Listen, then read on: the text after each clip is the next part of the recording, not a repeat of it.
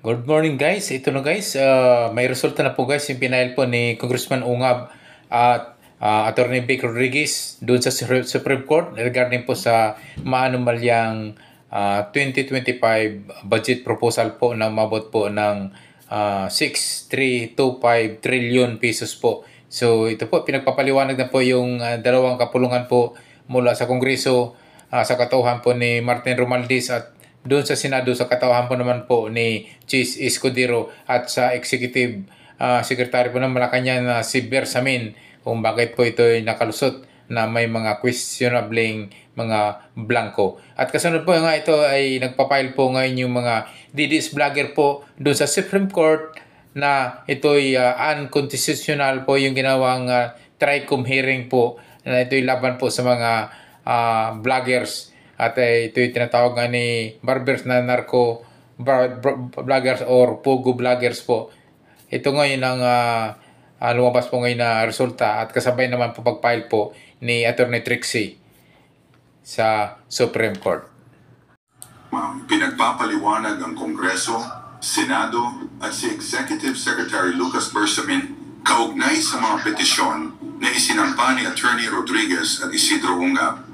Ngayong araw nga kasabay ng ginawang pagpuntan ng mga blogger at content creator na pinangungunahan ni Attorney Trixie Cruz sa isinagawang sesyon ng Korte Suprema ay binigyan ng mahigit 10 araw ang Kongreso, Senado at ang Executive Secretary Lucas Bersamin na ipaliwanag o magbigay ng komento patungkol sa questionadong BICAM reports na naging basihan ng General Appropriation Bill na kalawan ay naging General Appropriation Act.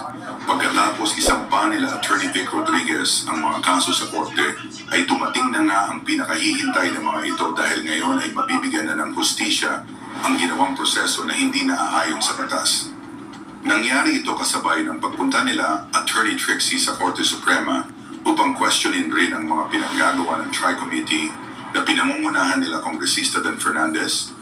Dito inilarawan ng mga bloggers na hindi tama ang ginagawa ng committee dahil nagsisilbi itong pananakot at nawawalan na raw ang freedom of speech ng bawat isa karapatan ng bawat Pilipino na magbigay ng komento sa mga nangyayari sa bansa. Hindi raw nito mapipigilan ang kanilang obligasyon sa bayan na malaman ng bawat mamamayan ang nangyayari ngayon sa ating bansa. Ngayon masaya si Attorney Vic Rodriguez dahil kahit papaano ay may hakbang na ang Korte Suprema patungkol sa mga kasong isinampa nila. Dagdag pa nito na simula pa lamang ito ng laban para sa hustisya. Ngayon ay hindi pa nagbigay ng komento ang Kongreso at ang Senado kabilang na ang Executive Secretary Lucas Bersamin sa ibinigay na paliwanag ng Korte Suprema. Patuano, is she a lawyer? Malamang kasi Attorney Trixie Angeles yung nakalagay dun sa ano. But sige, at dahil abogado ko, at hindi daw ako umattend sa hearing ngayon, sa inquiry ngayong araw na ito, patutignan daw niya sa legal ng House kung pwedeng mag-file sila ng disbarment case sa akin. Walang tanong kung ako po ay lumabag sa Code of Ethics ng mga abogado dahil ito po ang grounds for disciplinary action namin. Itinutulog ito sa Korte Suprema. Iniimbestigahan ng IBP. Pero sa kanilang pagsasalita, akala mo sila yung nagpag-disband sa... Okay.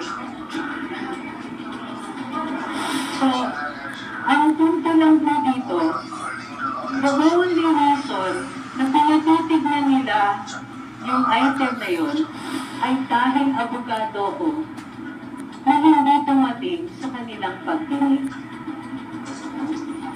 Dahil walang ibang abogado dito sa mga hindi tumating, naging special target ako. Dahil may vulnerability. The mere fact na abogado ko, apadisbag natin yan. Dahil hindi ko daw sila nirespeto. Ang problema din po dito, ang definition nila ng respeto ay slavish obedience. Hindi po respeto na mutual. Gusto nila, ang sabihin nila, kahit invitation yan, ang pagbasa dapat natin dito ay command. Sorry po, kasi dahil ako po ay graduate with a degree in linguistics sa University of the Philippines, ang pagbasa ko din, tulad ng ibang abogado, ay precise. So, pag sinabi ko nila kasing invitation, ang iniisip ko, pwede kong tanongin. Dahil ito ay voluntary. Kung sila po ay nagpadala ng sabtuna, ibang usapan yun. Gayon pa man, kinocongratulate ko po si Congressman Paduano dahil yung pinaaral niya sa legal ng House. Ito po ay step in the right direction. Kasi, nakikita ko ang ibang galawan sa ibang mga committee, eh parang diretso na dun sa wala yung due process, etc. Step in the right direction lang kasi sabang tama sila. Ibibigay namin, lahat kami dito, I don't think any one of us wants to disrespect the House. Ang ginagawa lang namin dito ay pinaglalaban yung karapatan namin magsalita at magpahayag. Hindi po kami naghahanap ng sakit ng katawan. Pero, kung yun po ang ipipwede niya sa amin, sakit ng ulo, sakit ng katawan, isa lang naman mensahe namin dito. You don't scare us. Sa araw-araw ba naman, pag nag-decide kami maglagay ng saloobin sa social media, automatic yung tinanggap namin, mababash kami. Noong 2016, nang nag-decide ako, to show my support behind the candidate named Rodrigo Duterte, alam ko maraming maaasar at hindi lang asar. I lost so many friends. Ilang pa na ako. Kakalain. But that's the choice you make. When you decide to be honest, you want to say something, you accept the consequences. That's what adults do.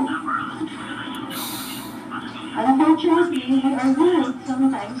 I'm not saying this is just in the house, or it's in the house.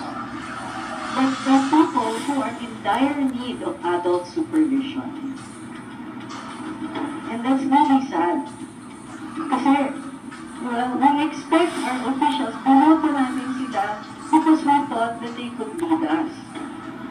Ang lungkot naman na I think that they can do this because time is on their side. Kumbaga, okay lang, napastanganin natin ang karapatan nitong taong to.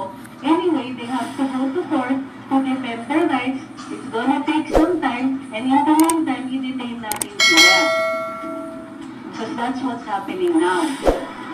Hindi kami takot. Mas matalino lang kami.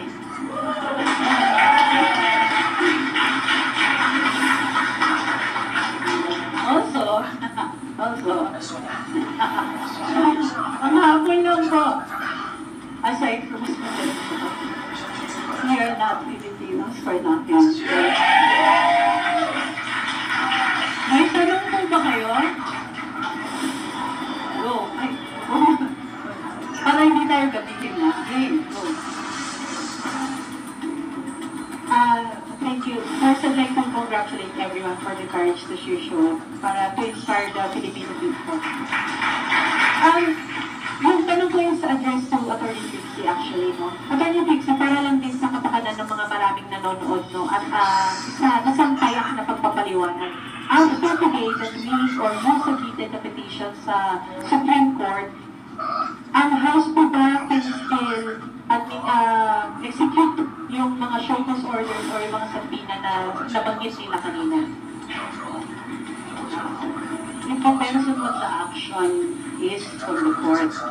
Dahil ang aming petition ay may prayer for temporary restraining order, kung may PRO, wala na po yun. Because matitigil muna yung pagdidinig at yung pagsamang sa amin. Kung wala pong PRO, they will continue. Okay lang yun sa amin. We've taken the matter to the court. Like we said, di naman kami natatakot.